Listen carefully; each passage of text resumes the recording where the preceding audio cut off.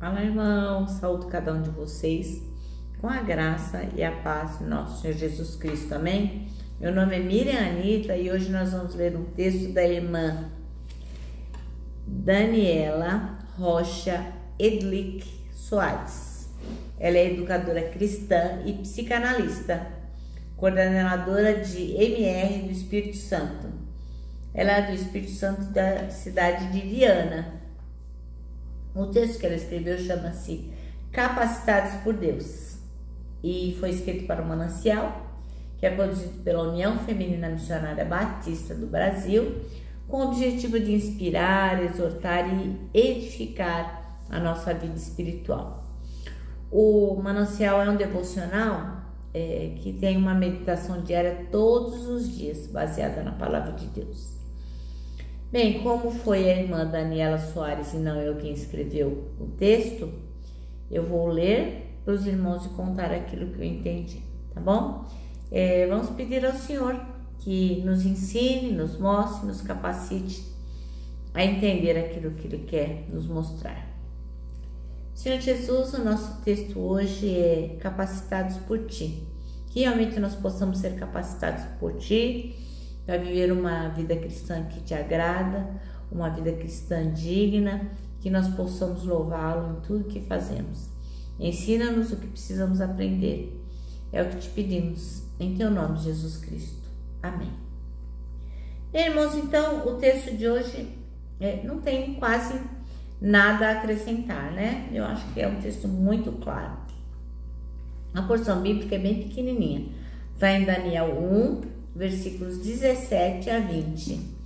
E diz assim, ó: Deus concedeu aos 4 rapazes aptidão incomum para entender todos os aspectos da literatura e da sabedoria, e a Daniel concedeu a capacidade especial de interpretar sonhos e visões.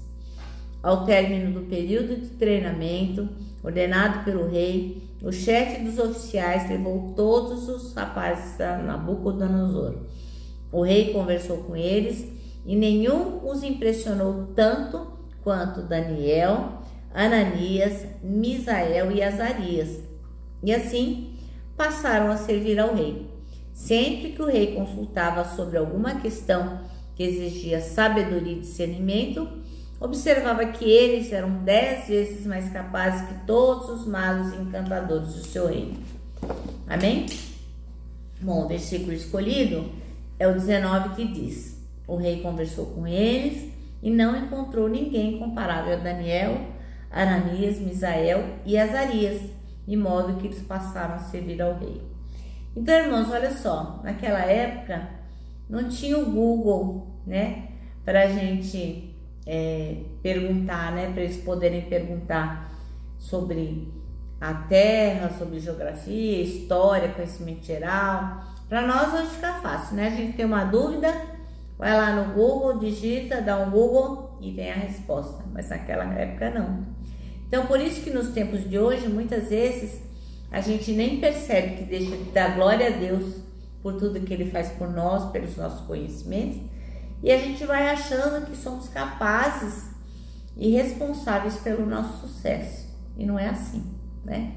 Nós temos que reconhecer que o Senhor é tudo em todos. Bem, os 4 judeus, né? Daniel, Misael, Ananias e Azarias, eles eram muito jovens, mas eles eram pessoas aprovadas por Deus, né? O que quer dizer que não precisa ser velho e nem precisa ser muito novo. O que você precisa é ser aprovado por Deus. Por quê? Eles eram pessoas que oravam, que apesar de terem sido trazidos lá da terra deles, apesar de terem tentado colocar nele uma outra sabedoria dos deuses da época, né?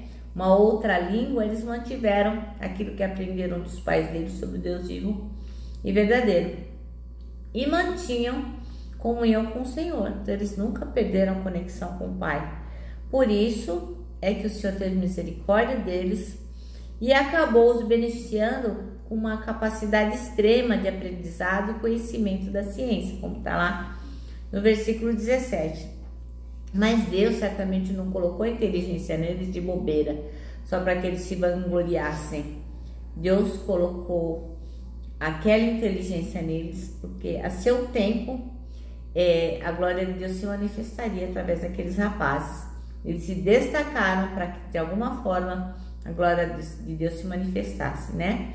Daniel foi jogado na cova dos leões e Misael, Ananias e Azarias foram para a fornalha. Vocês podem ir lá ler no livro do Daniel, quem não conhece as histórias, e Deus se revela. Então, irmãos, é importante a gente ter em mente que, apesar de muita gente acreditar, a ciência não é em nenhum momento inimiga de Deus. O conhecimento puro das coisas não contraria o Criador, pelo contrário. A gente usa conhecimento, a gente usa tudo que a gente aprende para quê? Glorificar o Senhor, para mostrar ao mundo que a fé em Deus não vai deixar ninguém burro, né? As pessoas podem muito bem amar ao Senhor e serem pessoas inteligentes, informadas, instruídas e ter o Senhor na vida delas. Então, e mais ainda, a gente é capacitado cada vez mais e habilitado por Deus para lidar com a ciência, né? Quantas pessoas que são servas do Senhor estão a serviço aí da ciência, glorificando a Deus através dos seus trabalhos, né? E esse trabalho vai levando o que? O cristão a perceber, a discernir os enganos do conhecimento humano. Isso é muito fácil de entender, já que o nosso Deus é o Deus da verdade.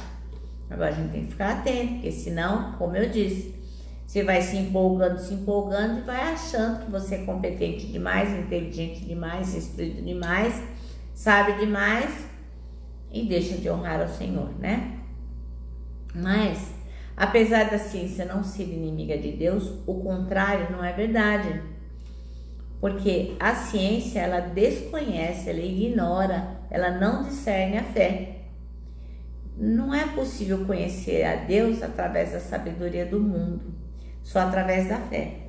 Se você ler lá em 1 Coríntios 1:21, diz assim, ó: pois Deus, na sua sabedoria, não deixou que os seres humanos o conhecessem por meio da sabedoria deles.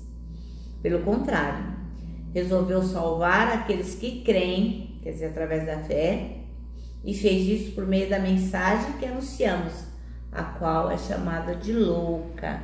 Então é impossível, não dá para compreender os caminhos de Deus usando apenas a inteligência humana, porque o que nos leva a Deus é a fé. Na verdade, isso vai o quê? Frustrar as pessoas que tentam esse caminho. Vai falar assim, ai, Deus existe, porque existem tantas coisas aí que a ciência não explica e não explica Deus. Na verdade, então, o que o irmão Paulo ele faz? Ele adverte as pessoas dizendo que